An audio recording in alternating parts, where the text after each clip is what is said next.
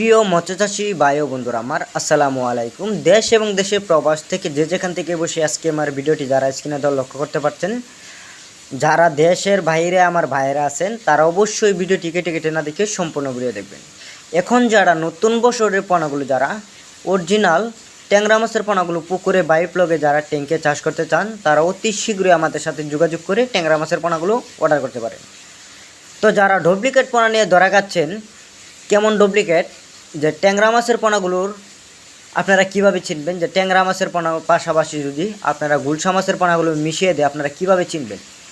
আসলে ট্যাংরা মাছের পোনাগুলোর কান্তার মধ্যে যে কাঁটাটা রয়েছে এই কাঁটাটা কিন্তু আস্তে আস্তে ধার ধার লাগে, তাহলে আপনারা বুঝতে পারবেন এটি ট্যাংরা মাছের পোনা। আর শরীরে কান্তার নিচে কিন্তু একটা একটা কালো দাগ থাকবে, আর শরীরেও কিন্তু কালো কালো দাগ থাকবে, তাহলে আপনারা অরিজিনাল ট্যাংরা মাছের পোনাগুলো বুঝতে পারবেন। হ্যাঁ ভিউয়ার্স, আপনারা যারা যারা ট্যাংরা মাছ চাষ করবেন তারা কিন্তু কি খাবার খাওয়াইলে আপনার মাছ বৃদ্ধি বাড়বে এবং ওজনও বাড়বে এবং দ্রুত গতিতে বাড়বেও। তো আমরা এসিআই যে কোম্পানির যে খাবারটা রয়েছে মেগাফিট অথবা দানা সরিষার মতন যে খাবারটা, ওই খাবারটা যদি আপনারা এই মাছেরকে খাওয়াইতে পারেন তাহলে আপনারা 3 থেকে 4 মাসে বাজারজাত করে বিক্রি করতে পারবেন। হ্যাঁ ভিউয়ার্স, তো আমাদের কাছে এখন উন্নত মানের ট্যাংরা মাছের পোনাগুলো রয়েছে।